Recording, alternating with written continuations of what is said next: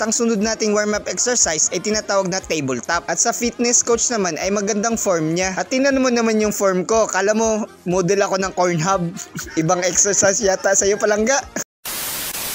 What's up guys? This is Jeff ng Secret Millionaire Enterprise na nagre-remind sa'yo na magkaroon muna ng milyon sa utak bago magkaroon ng milyon sa bangko.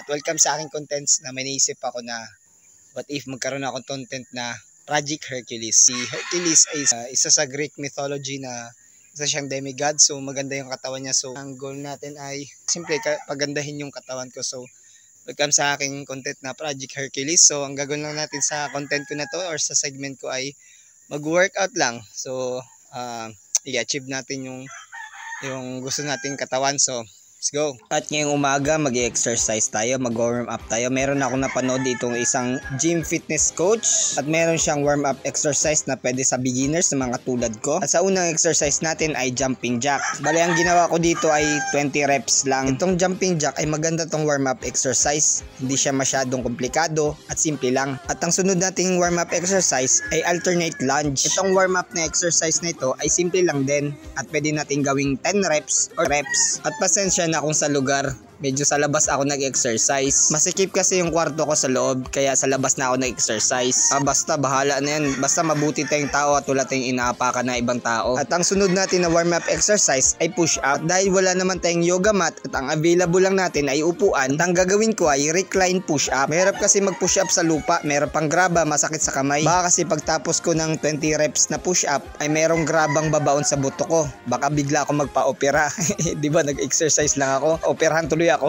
At yun, depende sa inyo kung ilan yung kaya nyong reps. Sa akin parang 10 lang ata. Dito sa video na pinapanood ko ay 20 siya. At ang sunod na warm-up exercise is running in place. Parang nanaginip ka lang na hinahabol ka na kung ano-ano tapos hindi ka makatakbo, diba? Yan yung running in place. At kumbaga kung gamer ka ay parang mataas yung ping ng connection mo. So tumatakbo-takbo ka pero hindi ka umaalis.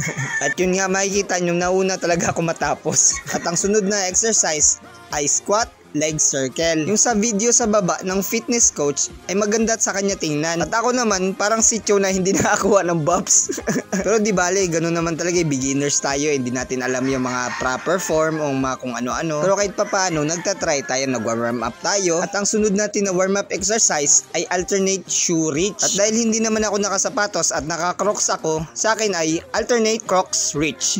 At ganun ulit, depende sa reps na kaya nyo. Sa akin nata 10 lang. Sa pinapanood ko ay parang 20 yan. Sobrang tamad ko talaga.